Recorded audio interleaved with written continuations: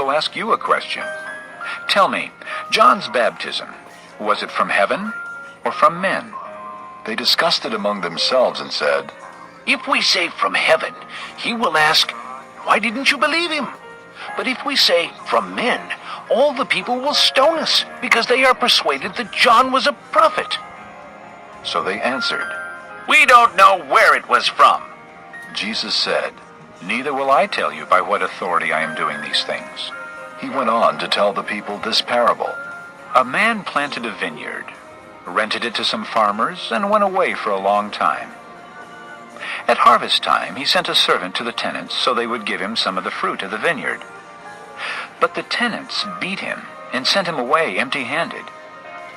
He sent another servant, but that one also they beat and treated shamefully and sent away empty-handed. He sent still a third, and they wounded him and threw him out. Then the owner of the vineyard said, "What shall I do? I will send my son, whom I love. Perhaps they will respect him."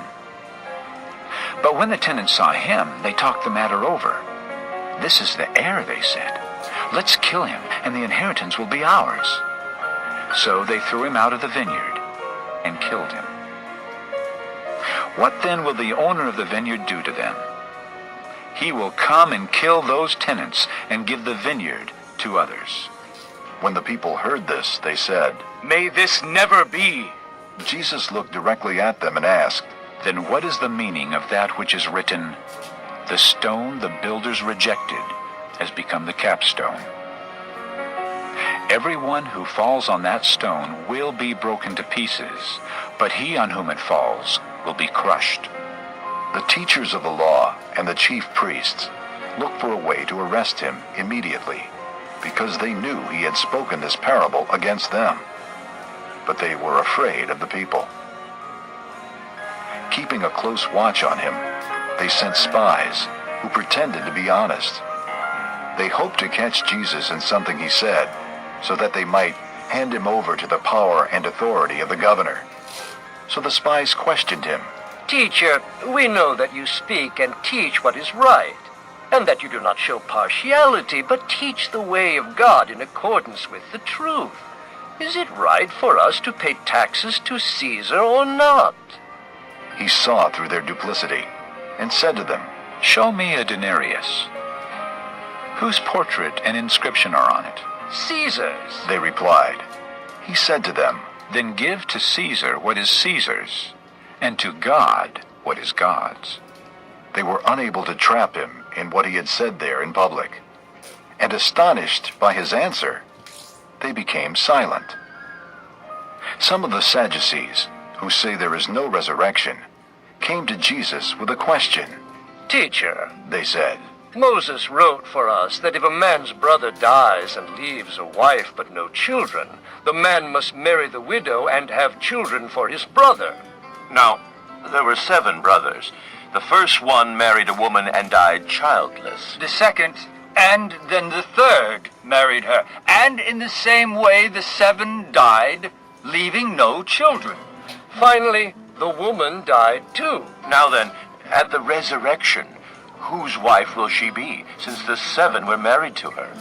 Jesus replied, "The people of this age marry and are given in marriage.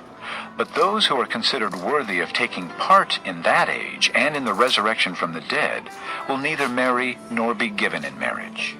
And they can no longer die, for they are like the angels. They are God's children, since they are children of the resurrection. But in the account of the bush, even Moses showed that the dead rise, for he calls the Lord the God of Abraham and the God of Isaac and the God of Jacob. He is not the God of the dead, but of the living, for to him all are alive." Some of the teachers of the law responded, "Well said, teacher." and no one dared to ask him any more questions. Then Jesus said to them, "How is it that they say the Christ is the son of David? David himself declares in the book of Psalms, 'The Lord said to my Lord, sit at my right hand until I make your enemies a footstool for your feet.' David calls him Lord. How then can he be his son?" While all the people were listening, Jesus said to his disciples, Beware of the teachers of the law. They like to walk around in flowing robes and love to be greeted in the marketplaces and have the most important seats in the synagogues and the places of honor at banquets. They devour widows' houses and for a show make lengthy prayers. Such men will be punished most severely. Chapter 20. One day, as he was teaching the people in the temple courts and preaching the gospel, the chief priests and the teachers of the law, together with the elders, came up to him. Tell us by what authority you are doing these things. They said. Who gave you this authority? He replied, I will also ask you a question. Tell me, John's baptism, was it from heaven or from men? They discussed it among themselves and said, If we say from heaven, he will ask, why didn't you believe him? But if we say from men, all the people will stone us because they are persuaded that John was a prophet. So they answered. We don't know where it was from. Jesus said, Neither will I tell you by what authority I am doing these things. He went on to tell the people this parable. A man planted a vineyard,